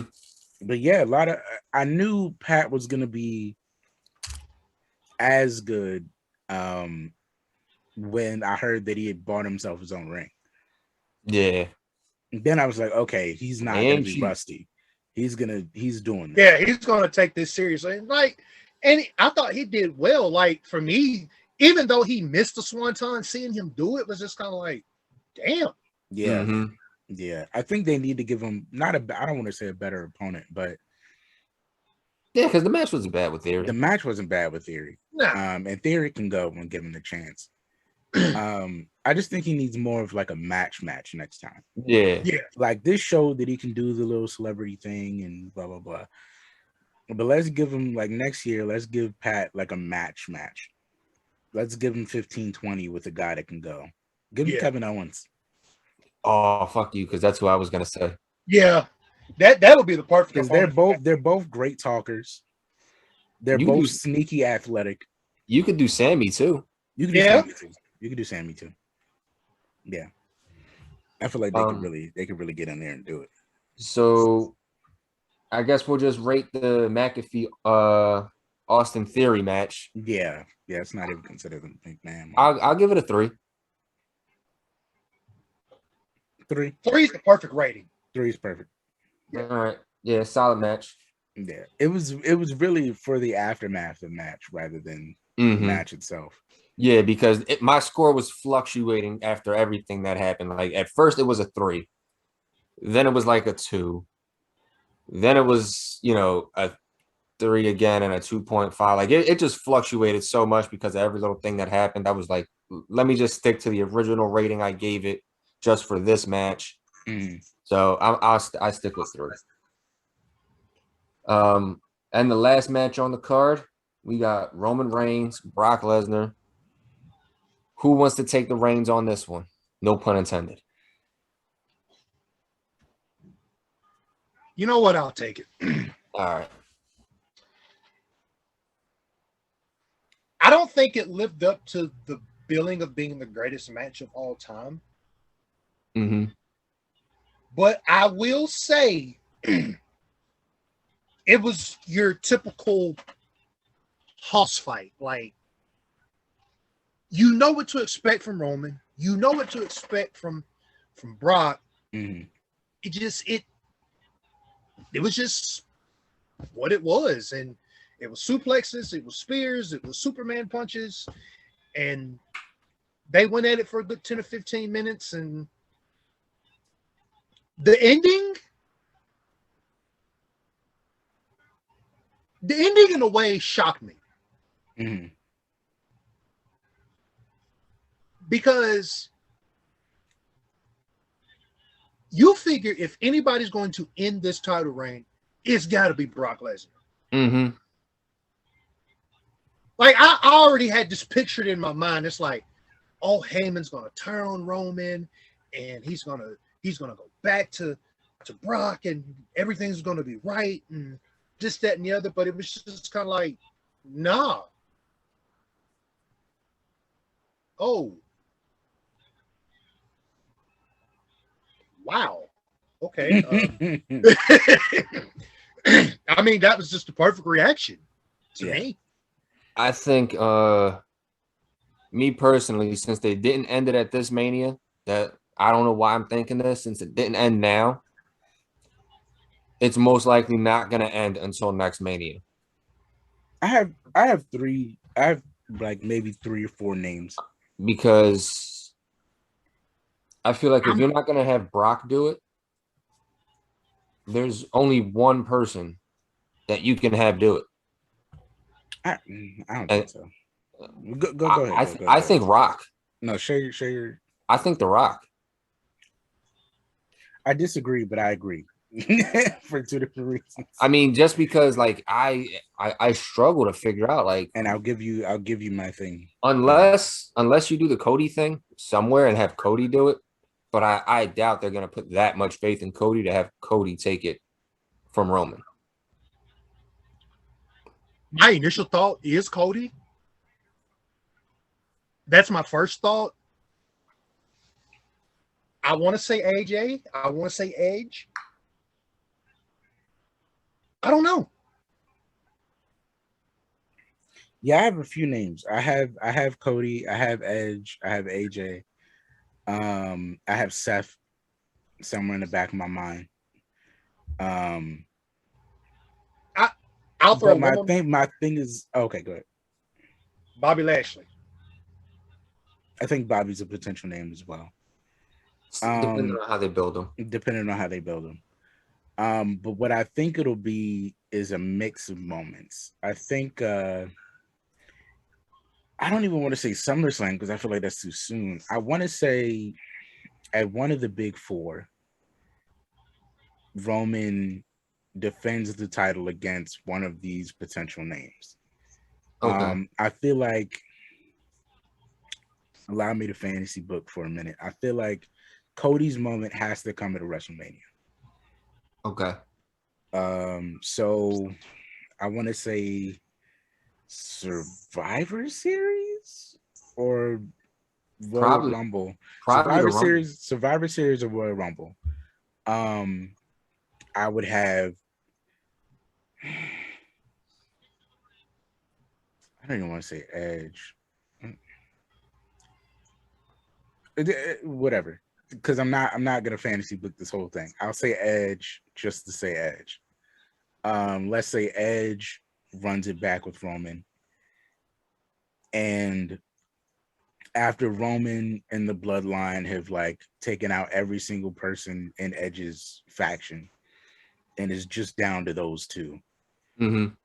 And they finally got this spot where Roman's about to spear him.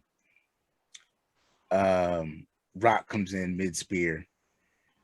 Rock bottom, Roman rolls out. Edge wins the belt. Yeah. So now we have Roman versus Rock at Mania. Have Cody win the Rumble and then have it be Cody and Edge at Mania. You could book that better. You could book it with somebody that's not Edge. But I'm saying to get to Roman and Rock, I don't think there's going to be a title on the line. You don't think there needs to be a title on the line just for the? I don't think so. I think the fight has to be him and Roman, but I don't think the belt needs to be involved. I think you can move the belt to somebody else that has the ability to beat Roman, but not do it yet. Like, I think Cody versus Roman is a moment. Like, it's inevitable. It'll happen eventually. Exactly. I think if Cody gets the belt before he fights Roman, it's better to have Cody and Roman after that, because now it feels like you're not entirely sure what's going to happen. I feel like at this moment, if Cody gets Roman, Cody's going down. Yeah. Like, as much as I love Cody, Roman is the best Roman he's ever been, and he's champ already. Yeah. But I feel like if you get suckered out of it, and then Cody has this big grand moment at Mania to win the belt, and then you get hit with Roman and maybe SummerSlam, then it's kind of a toss-up. But I feel like it's you're going to have a hard time getting everybody on board with it being equal if you just do Cody versus Roman at Mania, or Rock versus Roman at Mania, because Rock's not... Who's Rock dropping that belt to? How long is Rock really sticking around for? Yeah. You know what I'm saying? Yeah. Like, you got to have a Rock for at least 3 months. Mm-hmm. And I don't know. And when you think of Rock dropping the title, it's hard to pick his opponent to drop it to. Right. Number two, it's hard to pick what pay-per-view would be significant enough to drop it on. And then you think all the names we potentially mentioned, I don't think any of those people are beating The Rock. I love AJ, but I don't. I mean, legacy-wise, maybe Edge, maybe. Legacy-wise, I would say. I mean, it's kind of tough. I was gonna say I wouldn't mind the match with Cody just because it's 2 second-generation talents. I mean, Rock's what? Technically, Rock's 3rd generation. Mm-hmm. So you got the family legacy, you got the Maivia family, and then you got. I mean, still, it's a lopsided battle family wise, but I see what you're saying. You do make a valid point. And I feel like if you do Cody and Rock can't lose clean. Yeah, Cody would have to screw him some kind of way. Cody would have to be the heel, because Rock now, I doubt Rock. You could build it like Cody now, but during the match, like the finish of the match has to be a turn somewhere. Because even when Rock came back, Rock wasn't the heel. He can't win clean. I mean, you could do face versus face, but it's just got to be the right way. There's got to be a catalyst. It's got to be done the right way.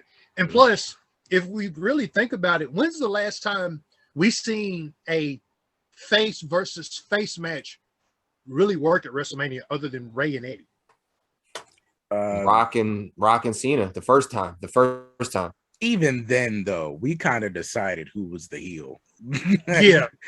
As someone who was there the first time, everybody in that, all 78,000 people in that stadium, with the exception of maybe the kids or whatever, there, everybody pretty much made up their mind that Cena's the heel.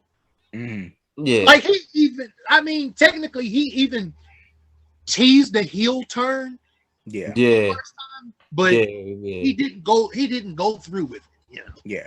And I think the thing with him and Cody could work if they push it with like a month to go, because you can do like Cocky Rock and Hollywood Rock. You can do Hollywood Rock and Boyhood Dream Cody. And then when you get there, by the end of it, if you're gonna have Cody go over, you have to do a heel turn. Yeah. You have to give him some kind of faction or some kind of deal or some kind of whatever to pull that off. Because really, with Roman's title reign, it's so many different directions that you can go. Honestly,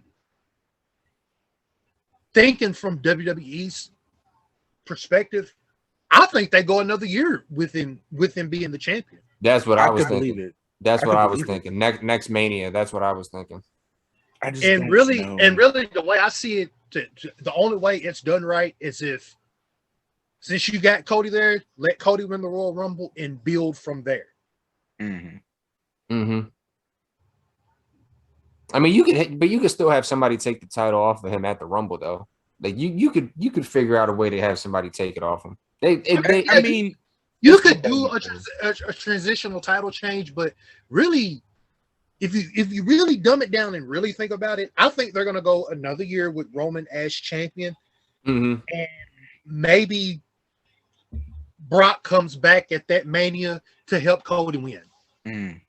Or I can see that, because I was thinking maybe you have him go another year and you kind of do what Rock and Cena did, which is build it over multiple Manias. Yeah. So this Mania is the Mania the Rock is like there and he's behind Roman and blah blah blah blah blah. Yeah, because it was like a 3 Mania story or something like that, right? Right, like have Rock be around that last month, like the month of WrestleMania, to say he's like hosting it or whatever again, and you know, have Roman just make slight digs, but The Rock pretend he's not fazed by it, or he's not really paying attention or realizing that it's a dig on him. And then when it's Cody versus Roman, have Rock come in there, drop Roman, Cody wins, and then next year they'll have Rock versus Roman. Yeah, that would be cool. Yeah, that's actually would be perfect. Yeah, like it's in Hollywood. I'm hosting it because Hollywood is my city. Because then you still get Rock without having the match. Highest paid actor in Hollywood. It's got to be The Rock hosting the night. You still get Rock without him having an actual match. Just run in there, just do the rock bottom. Rock bottom, elbow, whatever. Yeah, and I could see the slight digs between the two, like, you know, like Rock, like ironically supporting Roman is the tribal chief. Yeah, I can just see The Rock calling him tribal chief and it being like Rock hits the rock bottom on him, and while he's just laying there looking up, Rock just touches the Samoan tattoo on his chest and like, I was the chief before you when you were still in diapers or something like that, and then just leave. Because I ain't gonna lie, the promo work between Rock and Roman, it would be epic. Epic, yeah. Because Roman is finally starting to find his stride on the mic, and we know what the Rock can do on the mic. So the promo work would be pretty good. Yeah, so I think we fantasy book for like we fantasy book. We got to get back to the rating. My bad, guys. My bad. It's all good. It's all good, man. So Brock and Roman, I give it a 3 out of 5.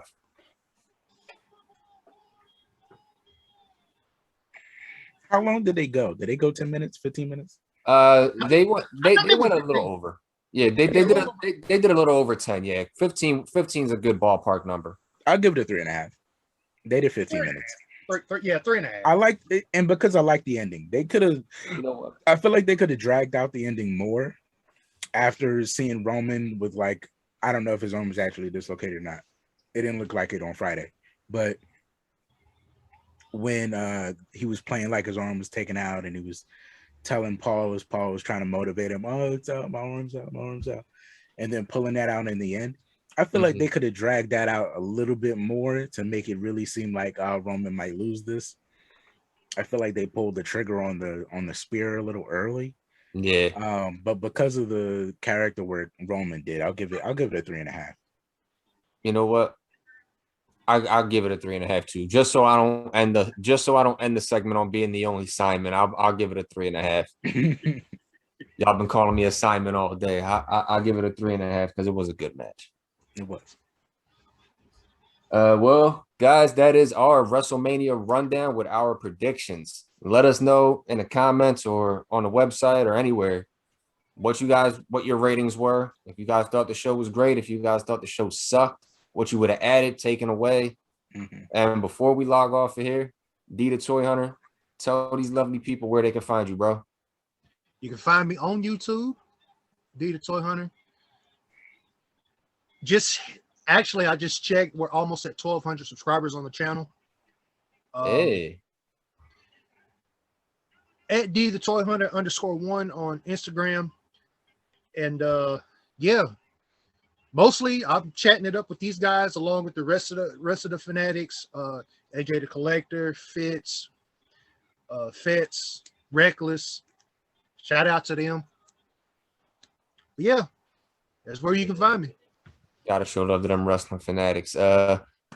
Well, I want to say thank you for being on the show, bro. Again, congratulations on hitting that 1,000 milestone. Man, we gonna have to do something. We're gonna have something in the tuck for you, bro. We're gonna have to figure something out. But I will say, as far as like upcoming content, I need to go ahead and announce my my 900 subscriber winner for the sting that I'm giving away. There will be a hunt to celebrate 1K, and it's going to be epic. That's all I can say right now. Got you.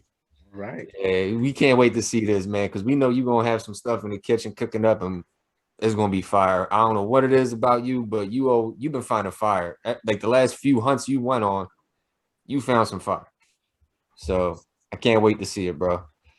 But that concludes this episode, guys. You guys know where to find us. You can find us here on YouTube, Dangerous Jobbers, Instagram, Spotify, Apple Music, all that good stuff is Dangerous Jobbers Podcast. Make sure y'all check out the Dangerous Jobbers website.com. Stay up to date on all the dope stuff that we're doing. And that concludes this episode, man. Everybody stay up. You stay blessed. And as always, stay dangerous. Stay dangerous.